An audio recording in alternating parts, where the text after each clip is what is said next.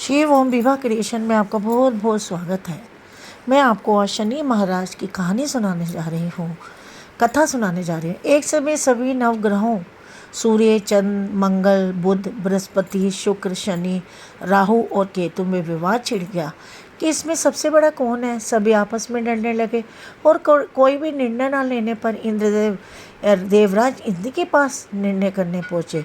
इंद्र सबसे घबरा गए और इस निर्णय को देने में अपनी असमर्थता जताई। परंतु उन्होंने कहा कि इस समय पृथ्वी पर राजा विक्रमादित्य है, जो कि अति न्यायप्रिय है, वह ही इसका निर्णय कर सकते हैं। सभी ग्रह एक साथ राजा विक्रमादित्य के पास पहुंचे और अपना विवाद बताया। साथ ही निर्णय करने के लिए क्या राजा इस समय से अति चिंतित हो उठे, क्योंकि वह जानते थे कि जिस किसी को भी छोटा बताया वही कुपित हो उठेगा। तब राजा को एक उपाय सोचा। उन्होंने स्वर्ण, रजत, कांसे, पीतल, सीसा, रांगा, जस्ता, अमरक और लोहे से 9 सिंहासन बनाए और उन्हें इसी क्रम में रख दिए। फिर उन सबसे निवेदन किया कि आप सभी अपने अपने सिंहासन पर स्थान ग्रहण करें। जो अंतिम सिंहासन पर बैठेगा वही सबसे छोटा होगा। इस अनुसार लोहे का सिंहासन सबसे बाद में होने के कारण शनिदेव सबसे बाद में बैठे, तो वही सबसे छोटे कहलाए।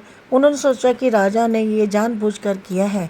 उन्होंने कुपित होकर राजा से कहा, राजा तू मुझे नहीं जानता। सूर्य एक शनि में 1 महीना, चंद्रमा 2.25 महीने 2 दिन, मंगल 1.5 महीना, बृहस्पति 13 महीने व बुध और शुक्र 1 महीने विचार करते हैं, परंतु मैं 2.5 से 7.5 साल तक रहता हूँ।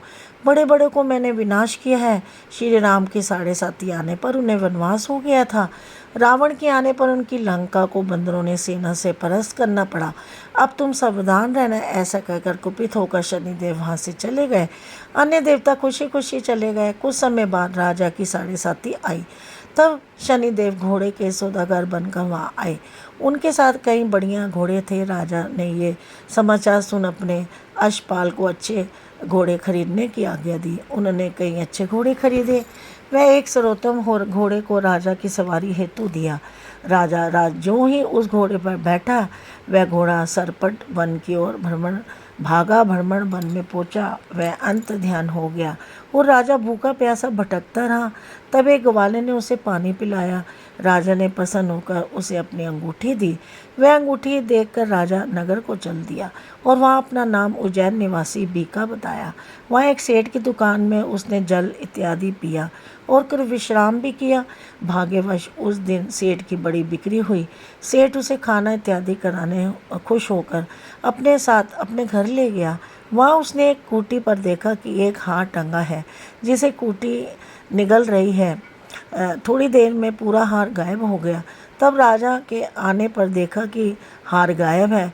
उसने सोचा कि बीका ने इसे चुराया है। उसने बीका को कोतवाल के पास पकड़वा दिया और फिर राजा ने उसे चोर समझकर हाथ पैर कटवा दिए। वह चोरगिनिया बन गया और नगर के बाहर फिकवा दिया गया। वहाँ से एक तेली निकल रहा था। उसे दया आई और उसने बीका को अपनी गाड़ी में बिठा लिया। वह अपनी जीभ से बैलों को हाँकने लगा। वह काल राजा की शनि दिशा समाप्त हो गई।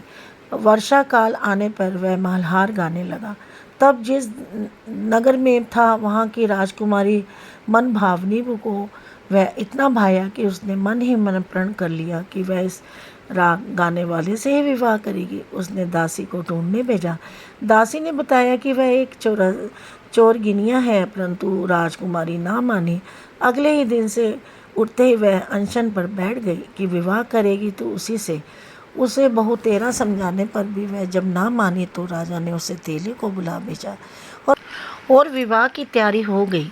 तब एक दिन तो सोते हुए स्वप्न में शनिदेव ने राजा से कहा, राजन देखा तुमने मुझे छोटा बताकर कितना दुख झेला है। तब राजा ने उससे क्षमा मांगी और प्रार्थना की कि हे शनिदेव, जैसा दुख मुझे दिया किसी और को ना देना। शनिदेव मान गए और कहा, जो मेरी कथा और व्रत कहेगा उसे मेरी दिशा को कोई दुख ना होगा।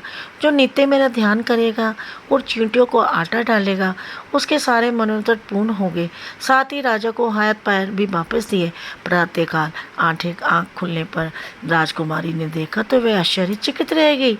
बीका ने उसे समझाया कि वह उज्जैन का राजा विक्रमादित्य है।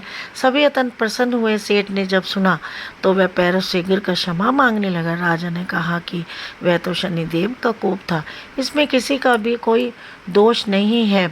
सेठ ने फिर उसे निवेदन किया कि मुझे शांति तब ही मिलेगी जब आप मेरे घर चलकर भोजन करेंगे।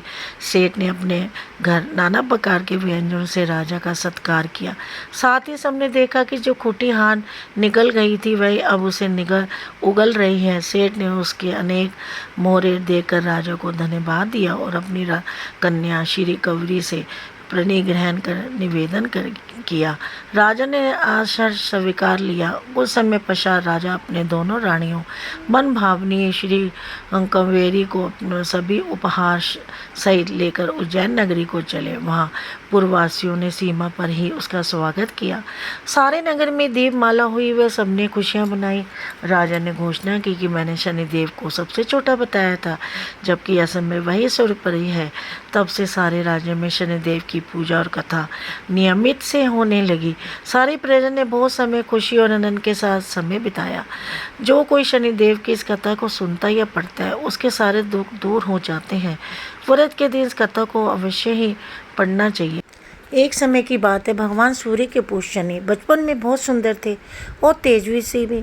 उनकी सुंदरता को देखते हुए गांधर्व की पुत्री कंकाली के साथ शनिदेव का विवाह कर दिया, किंतु अत्यंत सुंदर होने के कारण इंद्र की सभा में अप्सराएं अक्सर उन्हें देखने जाया करती थी। इन अप्सरा को देखकर कई बार शनिदेव उन पर मोहित भी हो जाया करते थे। इस पर पुत्री कंकाली को अच्छी नहीं लगी।